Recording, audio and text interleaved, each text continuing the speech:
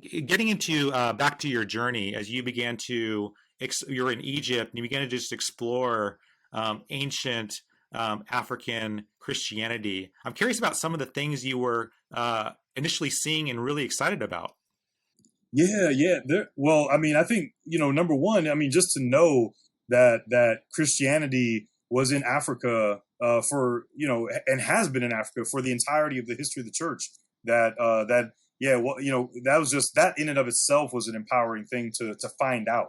I mean, I did feel some type of way about the fact that I was finding out, in seminary when I had already been a Christian for almost 20 years, and I was involved in ministry, and I had already studied theology in college, and I'm just now finding this out. I'm like, I should have known that already.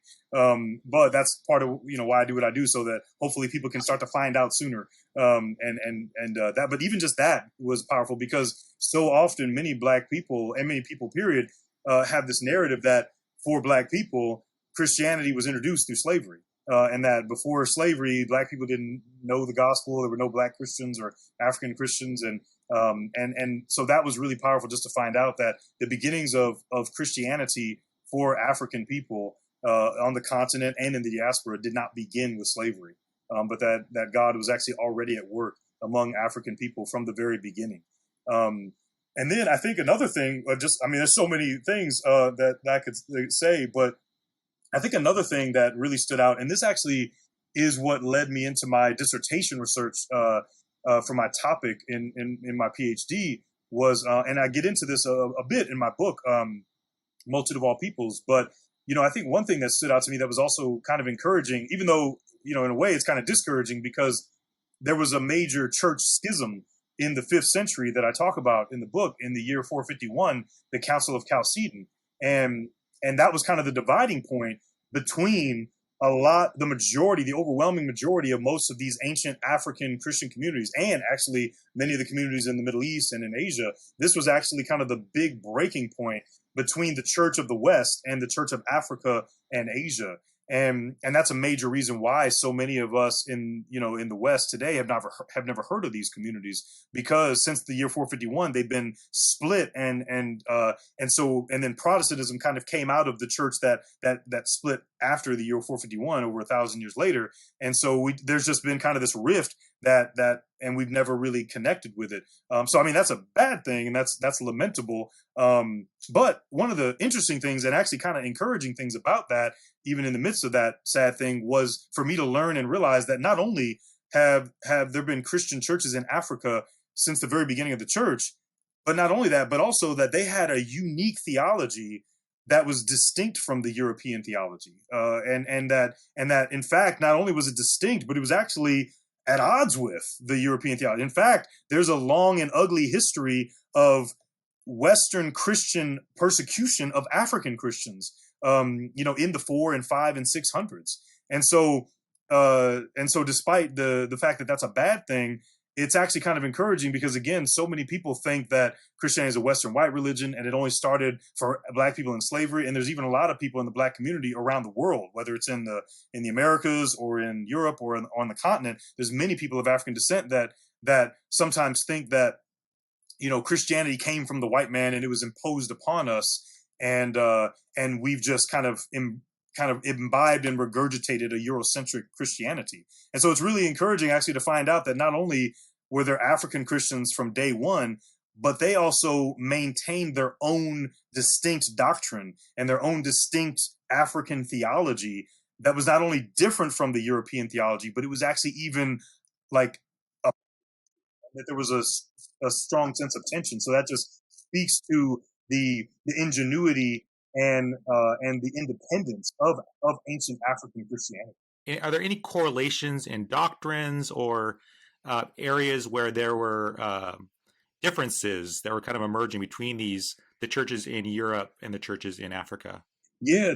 Definitely. Well, and again, I think that that council that I just mentioned, and then kind of a lot of the tension and the schism that grew out of that, is probably the best example to just talk about some of the correlations, but also some of the differences between the Christianity that became dominant in what would later become known as Europe, and then the Christianity that became dominant in what would later become known as Africa. And again, the Council of Chalcedon was a Roman Church council that was was trying to figure out how to, talk about the humanity and divinity of Jesus. Now again, you mentioned correlations, and see, this is another point of importance, because another reason why so many of these ancient African and Asian Christian churches have been denied throughout history and underlooked or overlooked and understudied is because they've often been erroneously or unnecessarily been deemed as heretics. And you can honestly see this this Eurocentric narrative being regurgitated even in many evangelical Western modern church history textbooks. Like, in the omission of many of these church histories, they're often not mentioned, or if they are mentioned, they're briefly kind of just brushed aside as heretical. And the Council of Chalcedon in 451, which was superintended by the Roman Empire and the Pope of the Roman Church, is often presented as like the perfect middle ground, as it was like the best way of articulating the humanity and divinity of Jesus. Now, to be clear, all of the Christians in Europe and Asia and Africa, the majority of Christians in these parts of the world, and the popes and the main leaders of these different places, they all believed that Jesus was fully God and fully human, and that he was the only way, truth, and the life. And they believed in the incarnation, the crucifixion, the resurrection, the Trinity. Everybody is a Christian. Everybody agreed on the fundamentals of the faith, and everyone believed that he was fully God and fully human.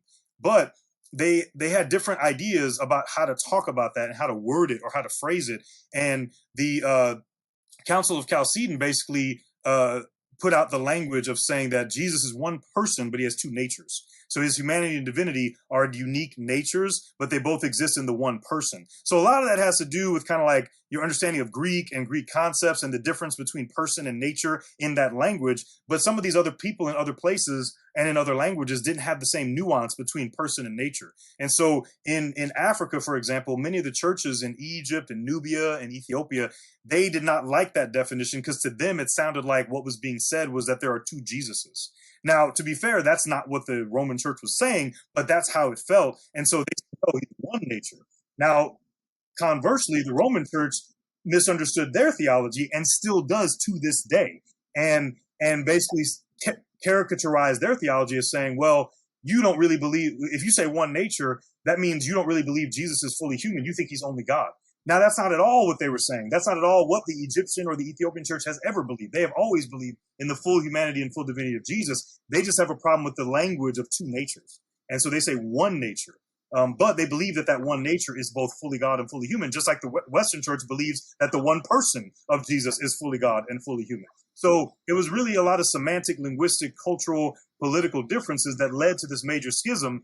But since the Roman church had more power, they came in and started to impose their theology. And you actually had Roman popes and bishops and monks backed by Roman soldiers and the Roman emperor coming into Egypt and coming into Syria and Arabia and imposing their doctrine and saying, you have to say two natures. If you don't believe in two natures, you're not a Christian and we're going to kill you. And they literally did often either kill church leaders in the Middle East or in Africa, or they would sometimes kidnap them and put in place a Roman leader that had their doctrine. So this was centuries of Christian on Christian violence that took place up until the Islamic conquest. And by the time the Muslims came on the scene in the 600s, many of the Christians in this part of the world, they had already been being persecuted by Roman Christians for 200 years. And so by the time the Muslims came and took over the Persian Empire and the eastern half of the Roman Empire, the Romans just left and abandoned those Christians. And then they became double minorities in their own lands, but now under Islamic hegemony, which is still the case to this day. Hey, thank you so much for checking out this video clip from the Delgado podcast. To get more videos like this, simply subscribe here on YouTube. You can also download the full episode of each show on iTunes, Spotify, Google Play, or your favorite podcast player. Take care.